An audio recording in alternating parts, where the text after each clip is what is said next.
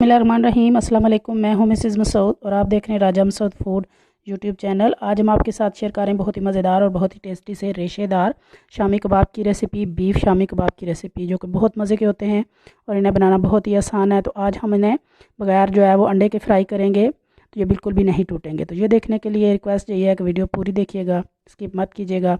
Channel पर नए हैं तो प्लीज़ चैनल को जो है वो सब्सक्राइब भी कर लीजिएगा। और चलिए मिलकर बनाते हैं शामी कबाब। तो रेशेदार शामी कबाब बनाने के लिए यहाँ पे हमने ज़रा थोड़े से बड़े साइज़ की जो है बीफ के तकरीबन हाफ़ के जी जो है बीफ ले लिया है। तो यहाँ 1 कप मैंने जो है वो दाल चना लिया है। तो इसको हमने भिगो कर रख दिया था तकरीबन 4 से 5 घंटे, तो ये उससे डबल हो चुकी है। तो वो डाली है। इसके बाद हम एक प्याज डाला है रफली चॉप, 10-12 जवे जो है वो लहसुन के डालेंगे, अदरक भी डालेंगे साबुत ही हमने काट के। तो यहाँ 3-4 हमारे पास साबुत सुर्ख मिर्चें हैं, उनकी डंडल उतार के डाले हैं। ज़ीरा डाला है साबुत, साबुत धनिया, साबुत काली मिर्च, 2 तेज़ पत्ते, 1 बड़ी इलायची, 1 पीस जो है दारचीनी का, लौंग, नमक, सुरख मिर्च पाउडर और हल्दी। तो 1 गिलास हम पानी डालेंगे, अच्छी तरह इसको मिक्स करेंगे।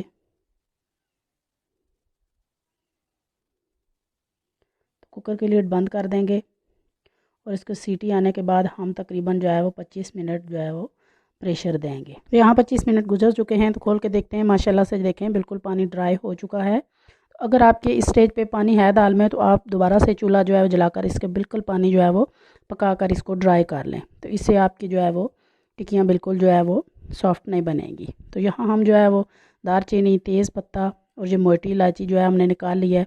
बाकी काली मिर्च, लौंग वगैरह जो सारी चीज़ें हैं, ये साबुत मिर्चें, प्याज, लहसुन वगैरह वो सारा हम इसके अंदर ही पीसेंगे। तो गोश्त हमने चेक कर लिया है, बहुत अच्छी तरह ये गला होना चाहिए। तो यहाँ पे हमने ये लहसुन वगैरह कूटने वाला एक जो है डंडा ले लिया है, कुंडी में जो दोरी में जो हम जिसके साथ कूटते हैं, तो उसके साथ हम इस तरह मसल मसल कर इसको जो है वो मैश कर लिया है हमने। तो देखें आप, इस तरह गोश्त के रेशे अलग अलग से हो गए हैं, बहुत अच्छी तरह ये मैश हो चुका है।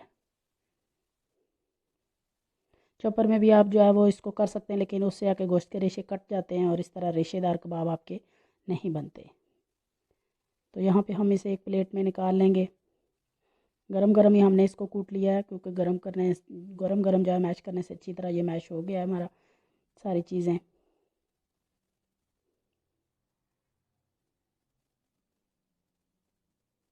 अभी ये काफ़ी गर्म है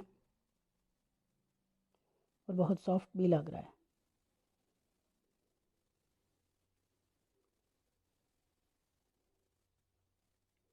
तो अगर यहाँ पे अगर आपका बहुत ज़्यादा जो है वो सॉफ्ट है, तो आप थोड़ा सा भुना हुआ बेसन भी इसमें डाल सकते हैं, लेकिन ज़रूरत नहीं है, क्योंकि अच्छी तरह आप उसको पहले पका लें, ड्राई कर लें और फिर उसको मैश करें। तो यहाँ आप कुछ चीज़ें और डालेंगे, सब्ज़ मिर्च डालेंगे कटी हुई बारीक, और थोड़ा सा बारीक जो है वो हरा धनिया कटा हुआ डाल देंगे, और 1 अदद जो है वो हम अंडा डालेंगे।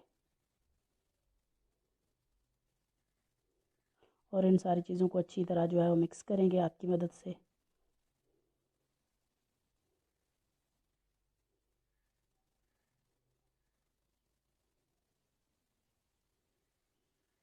ये अच्छी तरह मिक्स हो चुके हैं। तो अभी ये सॉफ्ट हो गया है काफ़ी।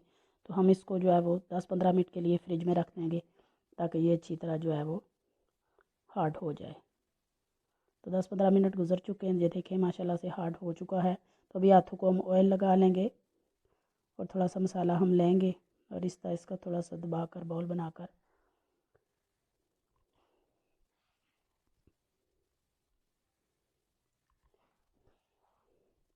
इसकी बहुत प्यारी सी जो है वो हम कबाब की शेप, टिक्की की शेप दे लेंगे।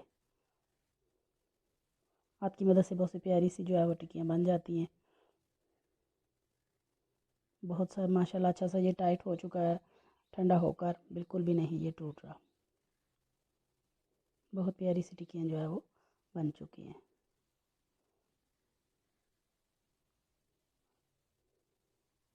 बहुत इजीली ये जो है वो जुड़ जाता है इस तरह।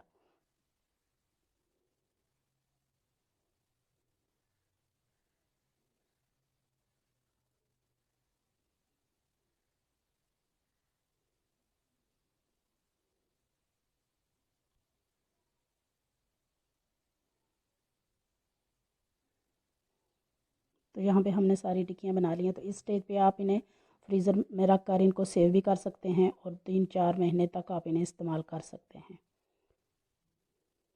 तो अभी हम इनको फ्राई कर लेंगे।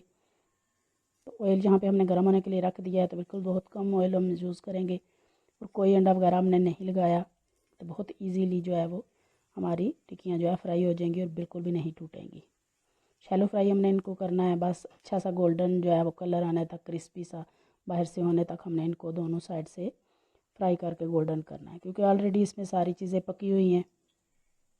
तो इसको बहुत ज़्यादा पकाने की ज़रूरत नहीं है। बहुत प्यारा सा देखें, एक साइड से जो है वो गोल्डन कलर जो है वो आना स्टार्ट हो गया है। तो इनकी साइड जो है वो हम चेंज कर लेंगे।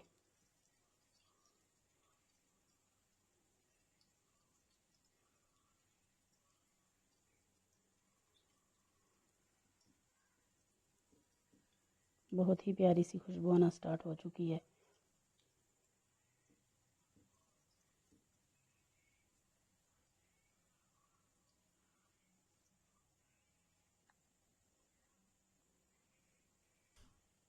तो हम चेक कर लेते हैं दूसरी साइड से भी। देखें माशाल्लाह से बहुत अच्छी तरह ये क्रिस्पी गोल्डन कलर आ चुका है। तो अभी हम इन्हें निकाल लेंगे। ये देखें माशाल्लाह से इसकी लुक कितनी प्यारी है, कितनी खूबसूरत सी लुक आई है, गोल्डन क्रिस्पी कलर। तो अभी हम इन्हें पेपर पे निकाल लेंगे ताकि इनका एक्सेस ऑयल निकल जाए। बहुत कम ऑयल में हमने इनको फ्राई किया, बहुत ही हेल्दी वे जो है वो हमने इसको तैयार किया है। तो सारे कबाब यहाँ पे हमने रेडी कर लिए हैं।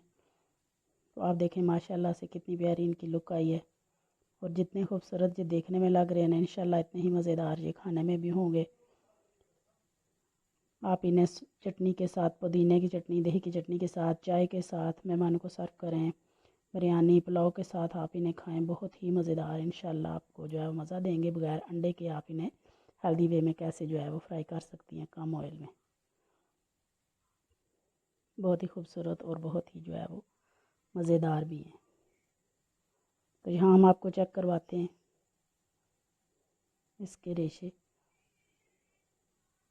खूबसूरत लुक है इसकी माशाल्लाह से। और तोड़ के देखें माशाल्लाह कैसे ये रेशेदार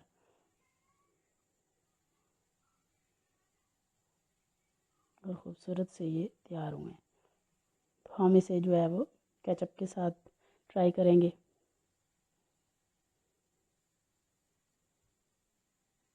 आप जब चाहें इन्हें बनाकर फ्रीज़ करें और मेहमान आ जाएं, चाय हो, पुलाव बनाएं, तो आप इन्हें निकाल कर आप फ्राई करें और इन्जॉय करें।